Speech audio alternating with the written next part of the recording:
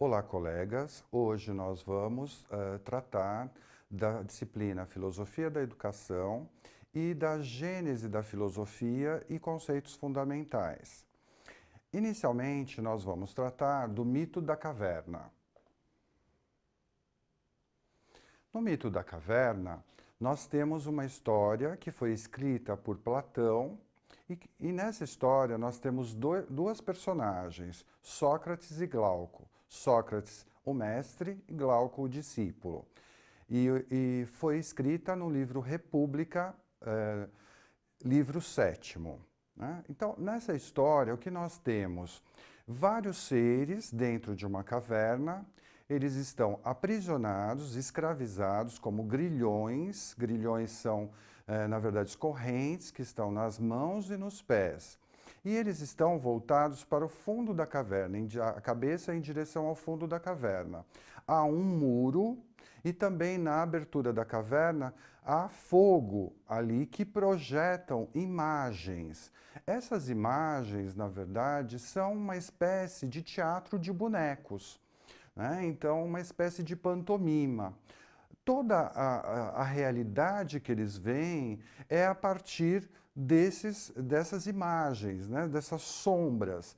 Portanto, esses seres, eles são aprisionados e estão, na verdade, às cegas, estão vendo só essas projeções.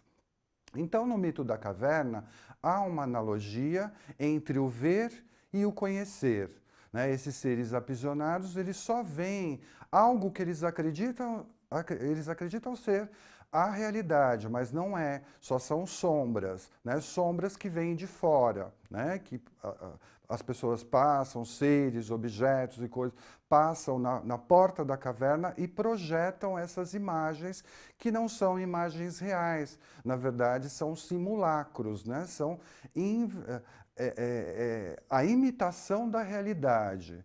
E Glauco chega um determinado momento que pergunta coloca para Sócrates, por que tão inusitado, né? Algo tão estranho que eles estão vivendo uma situação muito diferente, né? E Sócrates coloca, eles são iguais a nós, há uma semelhança da vida deles com a nossa. Então nós vamos perceber que essas sombras, há uma ausência do mundo real, né? Na verdade, eles não conseguem enxergar a realidade como os seres fora da caverna, pois eles estão aprisionados ali e eles não veem esse mundo real que está lá fora.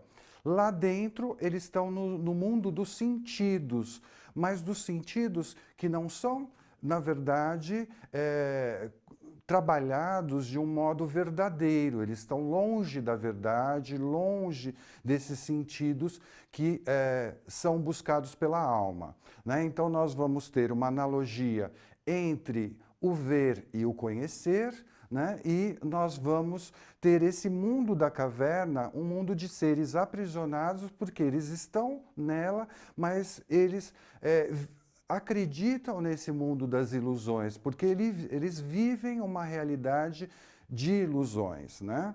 Então aqui nós podemos destacar, né? Destacar aqui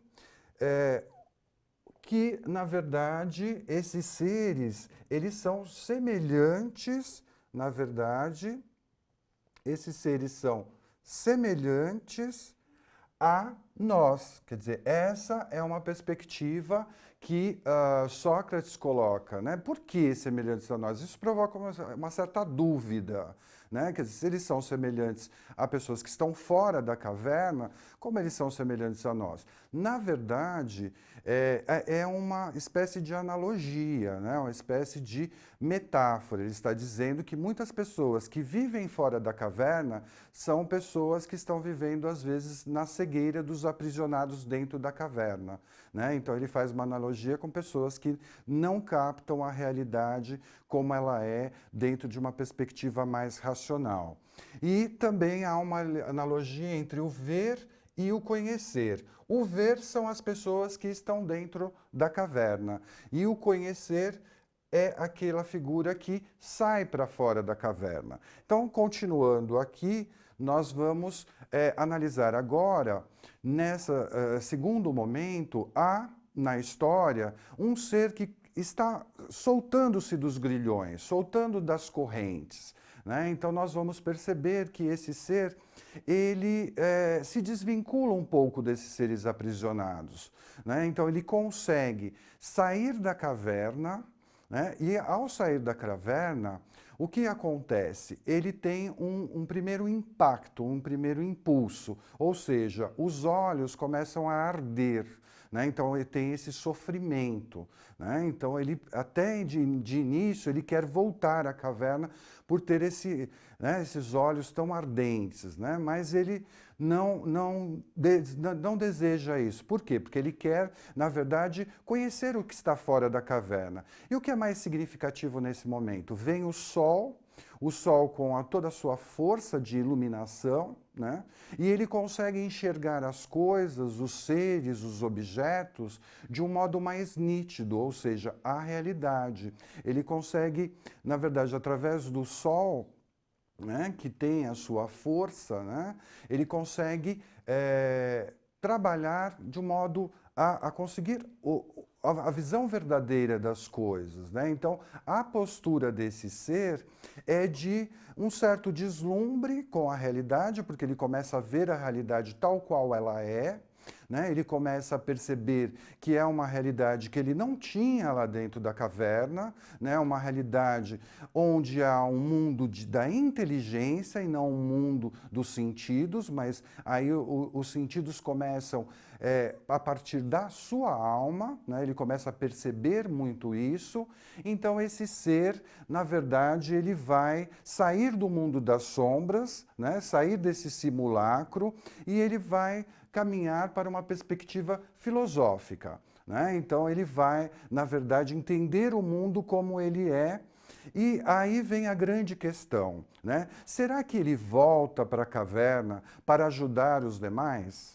Né? Então é também uma perspectiva, né? Ele tem essa dúvida, porque se ele voltar, ele pode ser punido, porque as pessoas podem não acreditar nele, os seres aprisionados, né? Então ele decide voltar, né, à caverna para também fazer com que essas pessoas atinjam a iluminação, atinjam o mundo racional, atinjam o mundo da inteligência, né? Então aí ele decide voltar e aqui destacando, nós vamos ter que o mundo dele agora é um mundo inteligível, né? Esse ser que conseguiu sair da caverna é um mundo do bem, que se diferencia, que se opõe ao mundo sensível e ilusório, que é dos seres que estão dentro da caverna, né?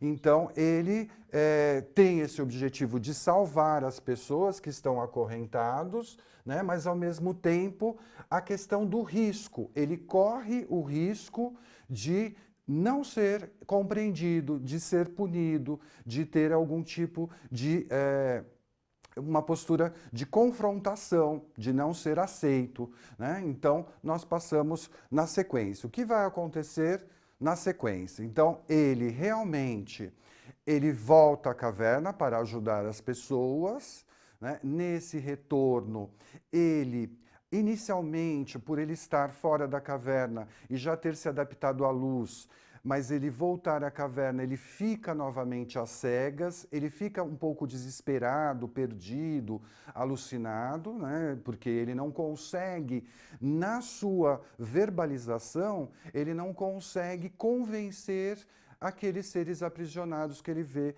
com uma certa fraternidade, né? Então, os seres aprisionados ainda acreditam que a caverna é um mundo real para eles, aquele mundo das sombras e mundo das ilusões. E ele é morto por isso, ele é punido com a morte, né? Então, nós vamos ter aí uma analogia à própria vida de Sócrates, né? Sócrates foi punido, né? Foi punido por de certo modo, para os algozes de Sócrates, por ele ter aliciado os jovens, essa foi uma das acusações dele, a ele, né, imputadas, e também por ele não acreditar nos deuses, e ele se defende, mas ele é punido pelo mundo grego antigo, né? Então, Platão faz essa analogia, na verdade, esse ser que saiu da caverna e retornou, nesse retorno ele tenta dialogar com os seres aprisionados, mas ele é punido, ele não é aceito. Então nós vamos ter que a caverna é um mundo sensível. Os grilhões, eles são, agora vamos, na verdade, analisar a simbologia de algumas figuras, de alguns elementos que fazem parte do mito ou alegoria da caverna, né? Então, para entendermos metaforicamente esses elementos, nós temos que entender, dentro da caverna eles estão no mundo dos sentidos, né? Um mundo sensível, mas eles nem sabem muito bem lidar com os sentidos, porque esses sentidos eles não estão sendo trabalhados pelo fundo da alma. E, na verdade, ele também, os grilhões que eles estão acorrentados, eles significam as opiniões, as paixões, os preconceitos, né? O retorno que ele tem à caverna é essa tentativa do diálogo entre o mestre e o discípulo, no caso os discípulos são os seres aprisionados, que não acreditam nesse mestre que voltou para ajudá-los, né? Então nós temos essa perspectiva.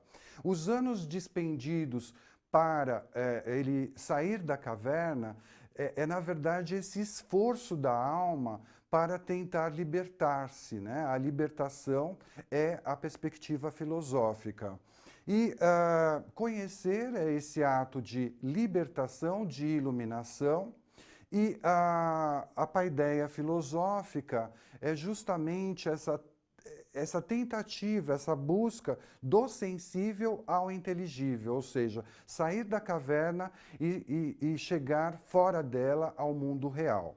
Então aqui nós podemos destacar a caverna como um mundo sensível, né, um mundo das sombras, um mundo em que não se tem a possibilidade de ter a atitude filosófica e o retorno, esse diálogo filosófico que o ser faz quando tenta ajudar os seus demais, né? E aqui existe essa oposição, né, vamos dizer assim, entre o mundo sensível e o mundo inteligível, só que ele não consegue colocar em prática, né? Então, nós seguimos. Então, o mito da caverna, ele também vai ser colocado como uma atitude desse ser, né, que se volta a uma compreensão intelectual, né, e também que a figura da dúvida filosófica na filosofia, né, no saber filosófico,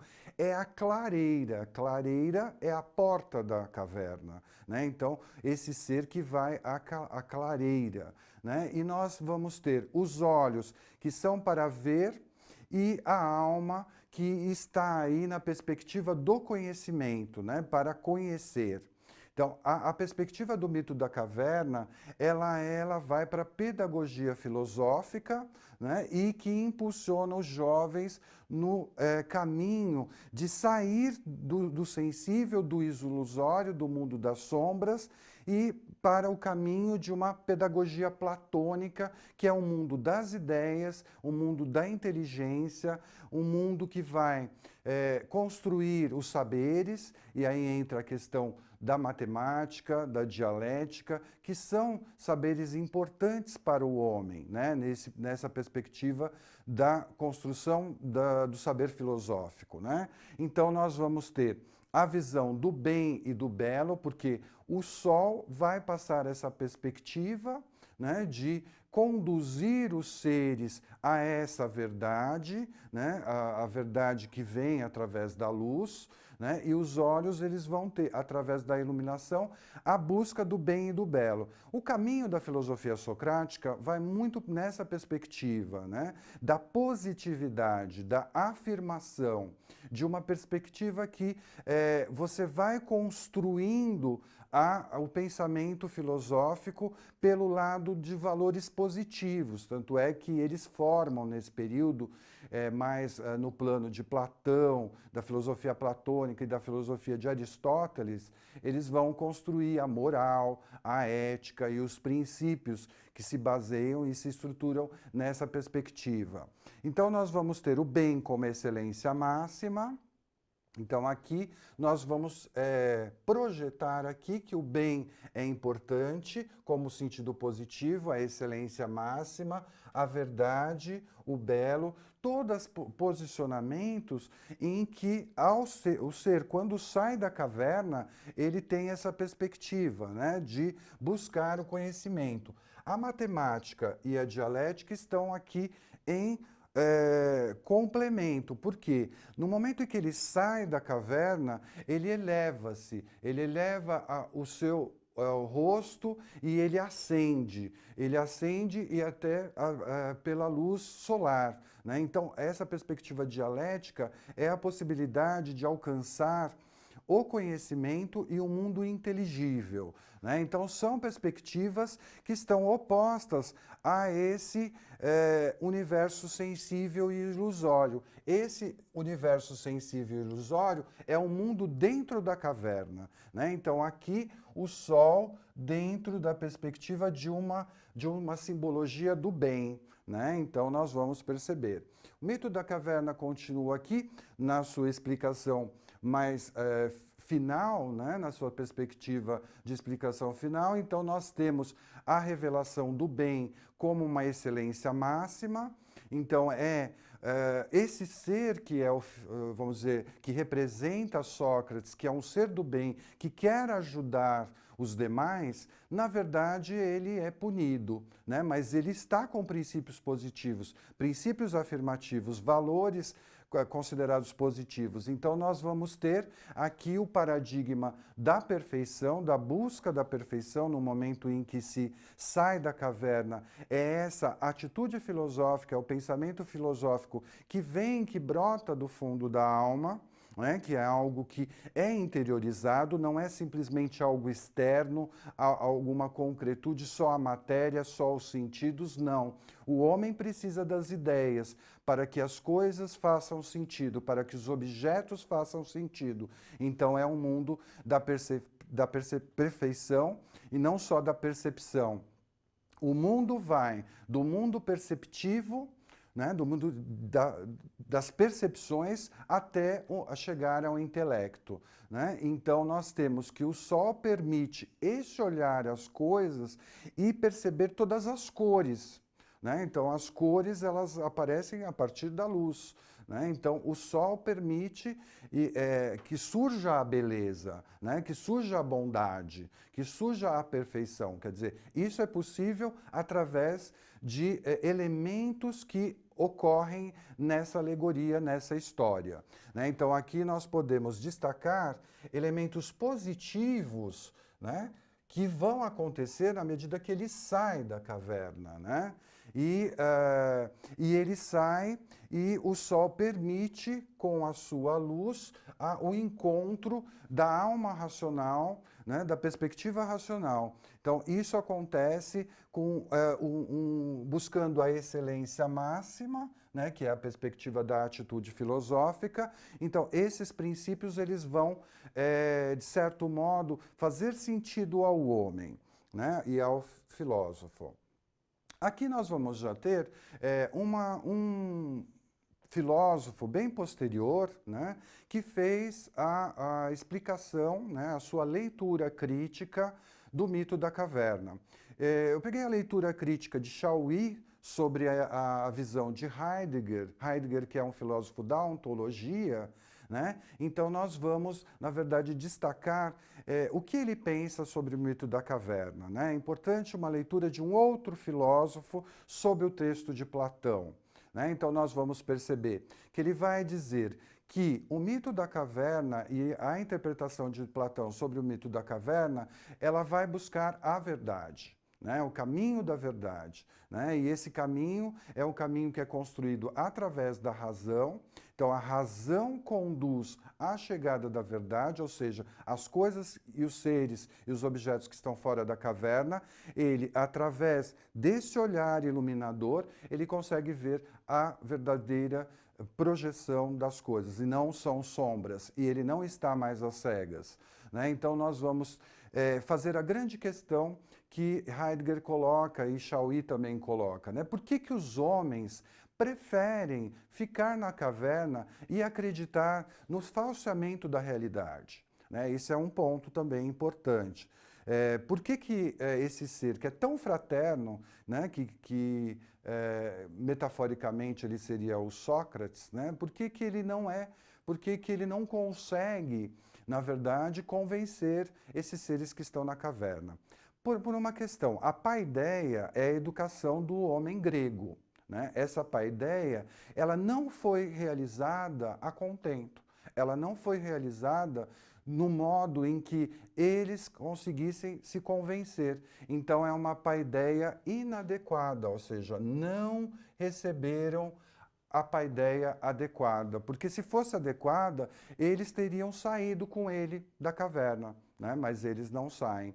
Então, é esse o problema, né? Porque eles continuam no ocultamento, eles continuam no esquecimento. Então, vem aí a perspectiva da aletheia. A aletheia é o não esquecimento, é o não ocultamento, né? Então, quem está na aletheia é o ser que sai da caverna, mas ele não consegue conduzir esses seres para esse princípio da aletheia, né? Então, o A é uma negação, né? Essa perspectiva de negação na verdade, não acontece. Eles estão no ocultamento, né? O A do aletheia é uma negação. Então, eles continuam no ocultamento e o mito da caverna, ele é um mito que conduz à verdade, que conduz à evidência das coisas que estão fora, e isso busca uma totalidade, uma plenitude, como eu falei anteriormente, uma excelência, né? Uma busca da beleza, do belo, do bem, da totalidade das coisas. Então, nós vamos ter sentidos de positividade, né? E sentidos de afirmação.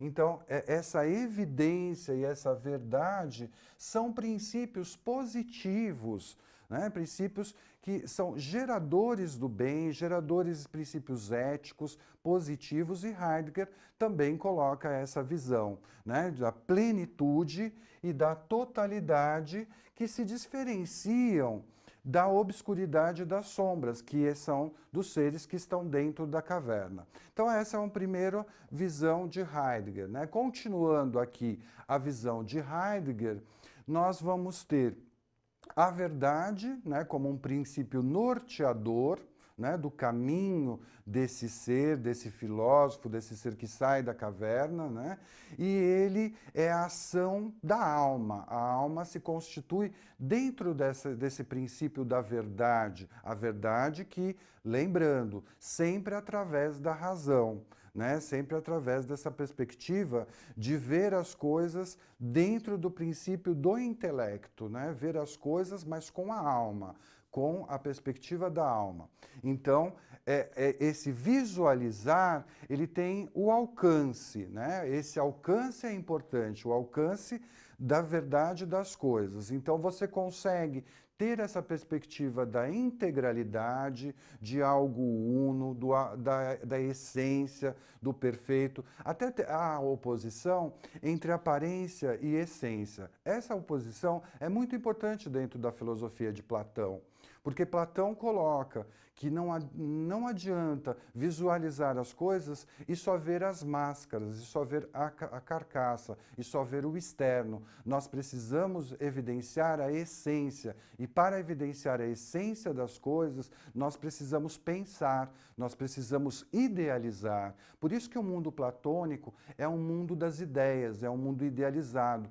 Por exemplo, nós falamos do amor platônico, né? O amor platônico é aquele amor, né, que visto dentro de uma perspectiva mais popular, né, um amor que não vai para o plano carnal. Por quê? Porque Platão tem essa dimensão, né? A dimensão das ideias, a dimensão da abstração e a dimensão da busca da essência das coisas. Então aqui nós temos a essência, o pleno, algo integral e a ideia do bem, né? E a razão. Então são perspectivas verdadeiras, são perspectivas do plano da verdade, né? E o plano da verdade está nessa alegoria do mito da caverna. E aí nós chegamos a uma dimensão da filosofia com a pedagogia, né? A paideia tem muito de pedagogia, né? E a filosofia também. Quer dizer, é só essa relação do mestre e do discípulo já é uma dimensão pedagógica e educacional.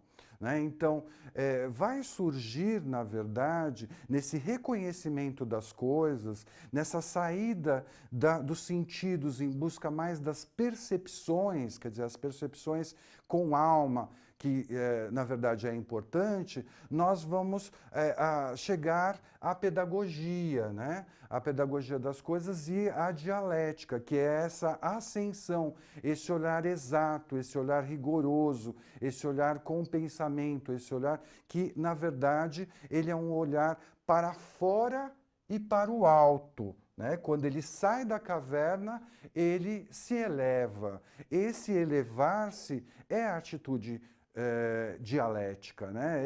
É a dimensão dialética. Né? Então, Heidegger faz essa leitura, né? Que é a busca de uma razão exata, né? Uma razão mais definida, mais precisa, mais correta. Né? Os filósofos gregos do período socrático vão por esse caminho, por isso que eles se opõem muito aos sofistas.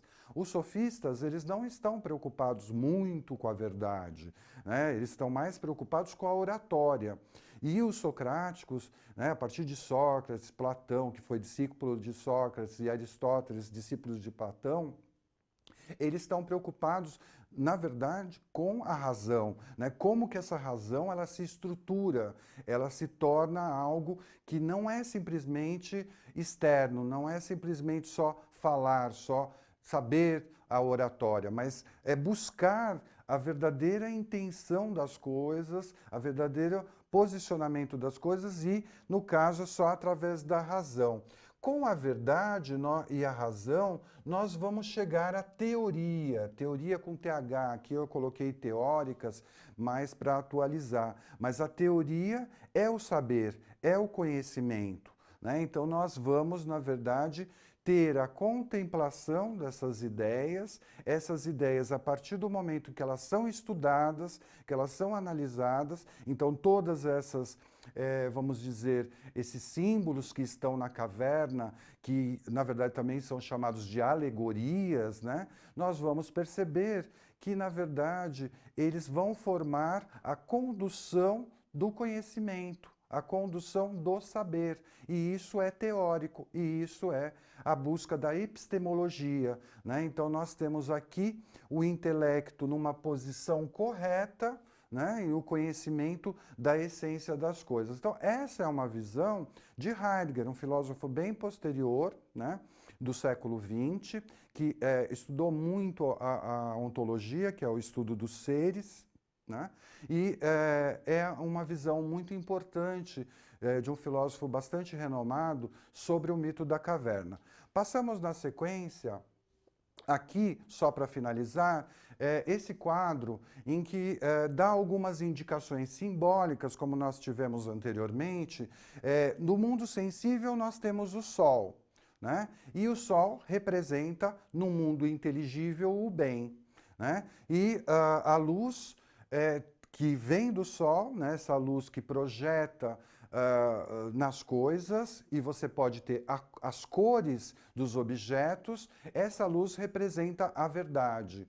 Né? E nós vamos ter, no mundo inteligível, as cores que representam as ideias no mundo inteligível. Então aqui nós temos o mundo sensível dos olhos, né, que nós vamos ter no mundo inteligível a alma racional, a inteligência, né, e a visão que no mundo inteligível não basta ver, eu tenho que ter, de certo modo, algo a intuir, né? A intuição, que é algo mais, que é algo que projeta, né, um entendimento maior, né? De simplesmente ver. E aqui no mundo da treva, no mundo da cegueira, né, no mundo da privação da luz, que é o mundo dentro da caverna, que é o mundo sensível, nós vamos entender simbolicamente, essas atitudes, né, que é o mundo às cegas, às cegueiras, nós vamos entender que é a ignorância, né?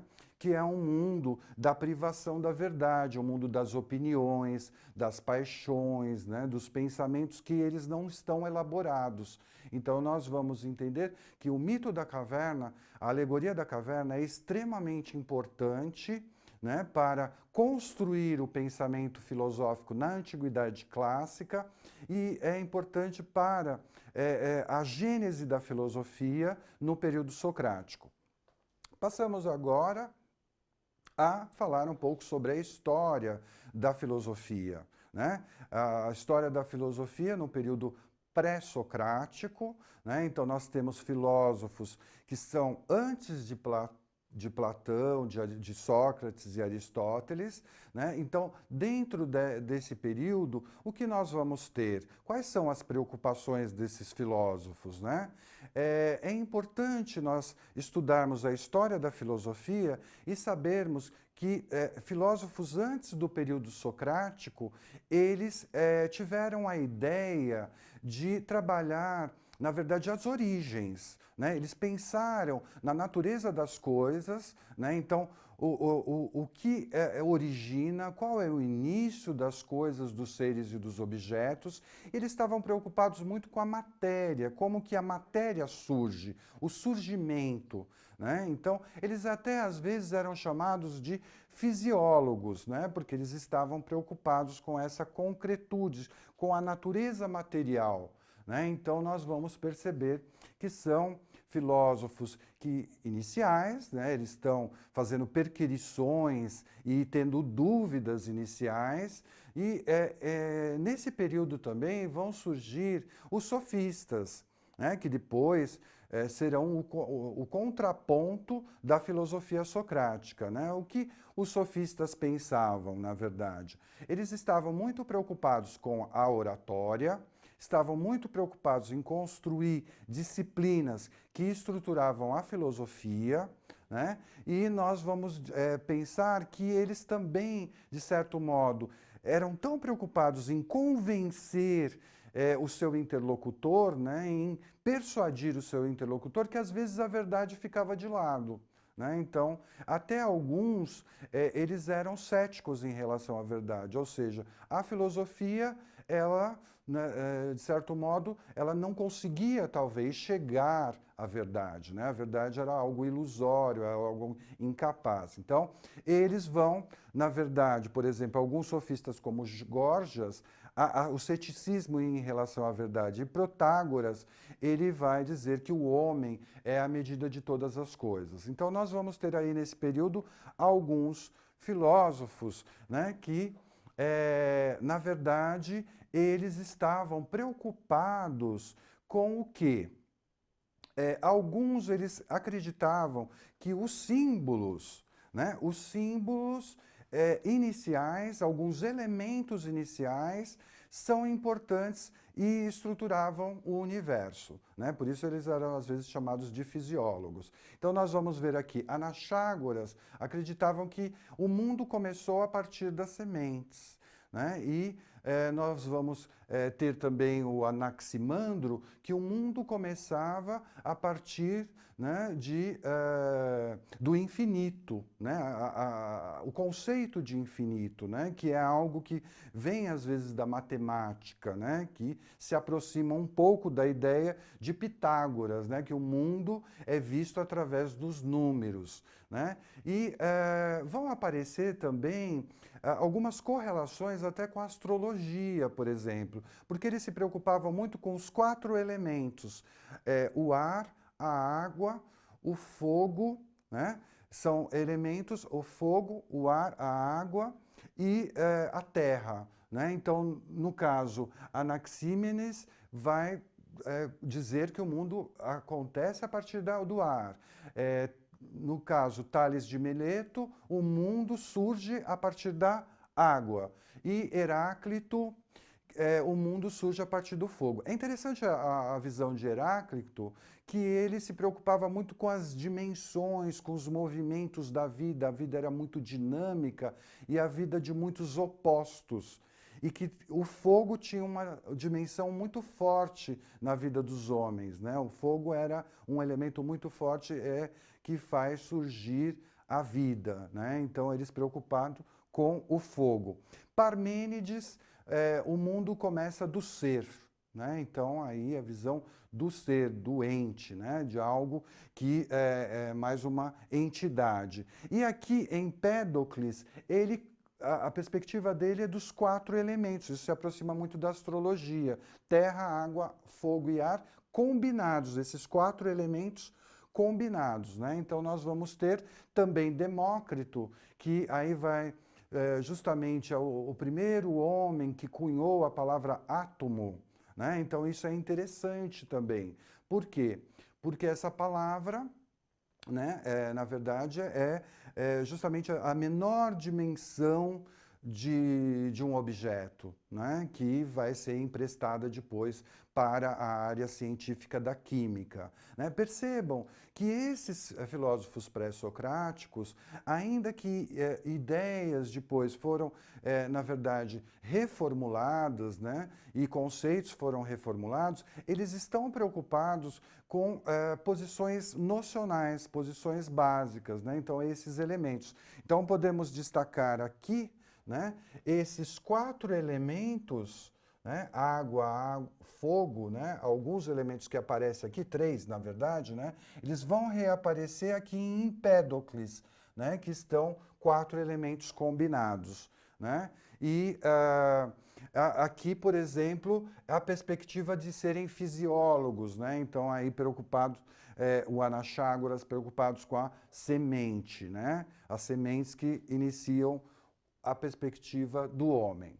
Passamos agora ao período socrático, né? Então, a filosofia socrática ela é muito reconhecida, até muito estudada hoje, né? Então, esse período socrático ainda um período muito importante, né? E vai fazer uma crítica séria aos sofistas, né? Os sofistas que estão no período pré-socrático, né? Os sofistas que estão preocupados só com a verborragia, né? Só em falar, falar, falar, mas o sentido verdadeiro das coisas não aparece, né? Então, a verdade não aparece, a razão não aparece. Então, nós vamos ter nesse primeiro período também os sistemas mais completos. Quem consegue sistematizar mais as ideias é mais a partir de Platão, né? E consegue criar mais sistemas, e Platão trabalha mais a perspectiva política também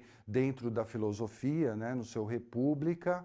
E inicialmente vai aparecer a figura de Sócrates, né? Sócrates, o grande filósofo, o grande mestre, o grande educador de homens. Sócrates que não escreveu nenhuma obra, porque ele não quis, na verdade, essa perspectiva de escrever algo e a filosofia ficar demarcada como algo que está sedimentado, que está parado. Na verdade, ele quis a filosofia dele sempre viva, né? Então, por isso que ele não escreve.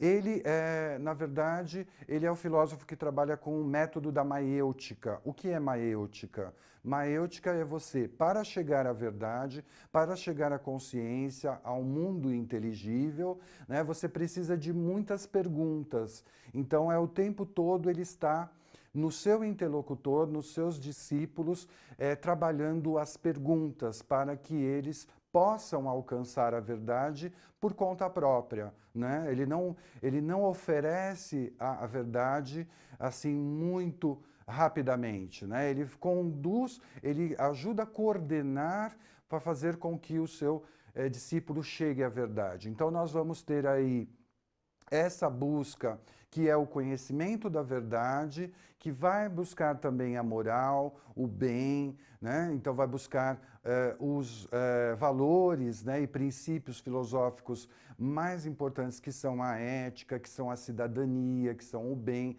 Então ele vai também discutir outros temas, como o amor em O Banquete, né? Então ele vai, na verdade, caminhar dentro de uma perspectiva a sempre ter uma visão especial das coisas e uma visão que vai para o caminho verdadeiro. Então, a busca dele é sempre conhecer o bem e praticar o bem, né? Quer dizer, uma perspectiva. A vida de Sócrates foi uma vida muito considerada. Ele era um bom vivant, ele gostava de ter uma vida política ali no mundo grego. Ele era muito considerado pelos seus discípulos, mas ele praticava muito a filosofia, ele vivia a filosofia na prática.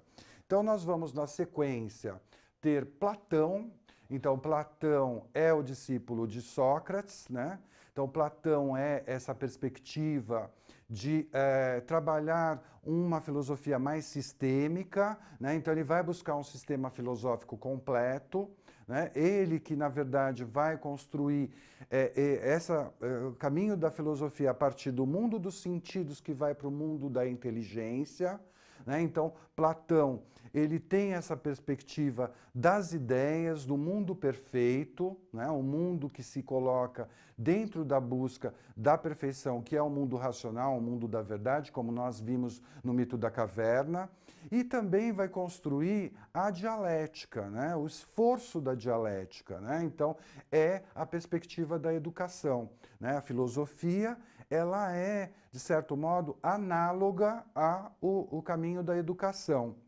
Então ele vai sistematizar as ideias, né? Então ele vai buscar agir com moral, com ética e organizar a vida em sociedade. Então ele vai nesse caminho do mundo concreto, do mundo do sensível, para o mundo das ideias e da contemplação das ideias. Aqui nós podemos destacar esse mundo contemplativo de Platão, né? Por isso que foi cunhado essa palavra, você é muito platônico, né? Platônico por quê? Porque há essa busca do constante pensar de Platão, né? Então, um mundo mais de contemplação, um mundo em que a alma vai para a inteligência, né? E que essa inteligência chega à perfeição e à verdade, né? Ela busca pela verdade, né? E ele é contra as cópias imperfeitas, né? Ele é contra os simulacros, ele é contra o mundo às cegas, o mundo da caverna,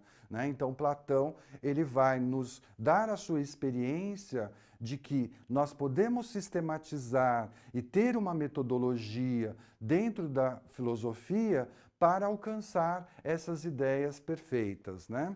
Então nós seguimos agora com Aristóteles, né? Aristóteles, que foi discípulo de Platão, né? Então, com o caminho de Aristóteles, nós vamos ter já um pouco diferente, né? Essa idealização que há no mundo platônico, já Aristóteles vai discordar um pouco, segundo a visão de Antônio Joaquim Severino, que são dessas pranchas finais, né? Então nós vamos ter que esse conhecimento concreto, ele tem a sua essência, né? Então nós vamos ter essa essência caminhando pela perspectiva particular do indivíduo, né? E o ser, ele vai buscar se consubstanciar a partir de uma matéria-prima, a partir da forma.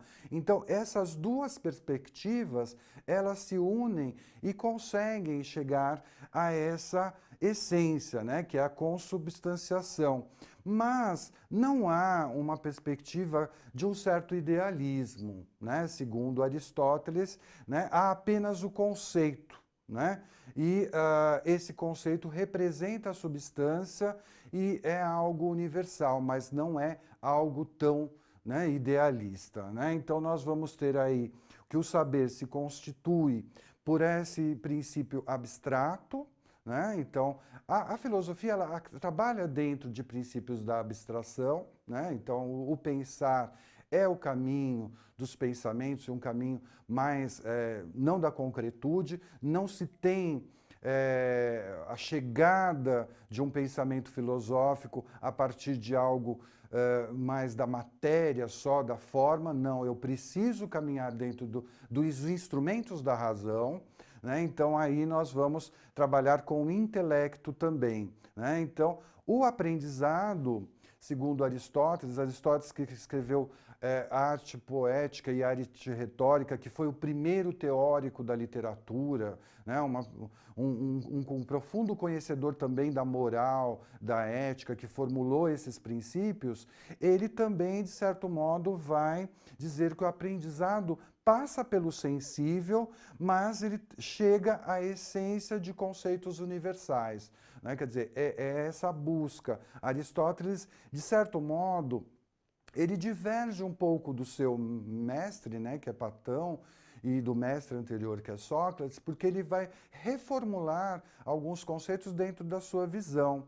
Por exemplo, no Arte Retórica e Arte Poética, no momento lá, ele vai falar sobre o ser na infância, o ser na maturidade e o ser na velhice. E ele vai explicar esses três momentos, né? Isso é importante na visão de Aristóteles, né? Aristóteles que vai buscar a compreensão do ser como na maturidade o homem se comporta. Ele vai dizer que o ser se comporta dentro de uma certa de um ideal, mas que não é o mesmo ideal de Platão, né? Que é um ideal mais forte. E aí chegamos à paideia, né? A paideia nós vamos ter como significado que é a criação dos meninos, né? Então a paideia é uma espécie de local onde a educação acontecia, princípios e fundamentos da educação do mundo grego, né? Então, como que os gregos adultos criavam os seus jovens, né? Dentro do princípio da paideia, né? A paideia é transformar os jovens em cidadãos.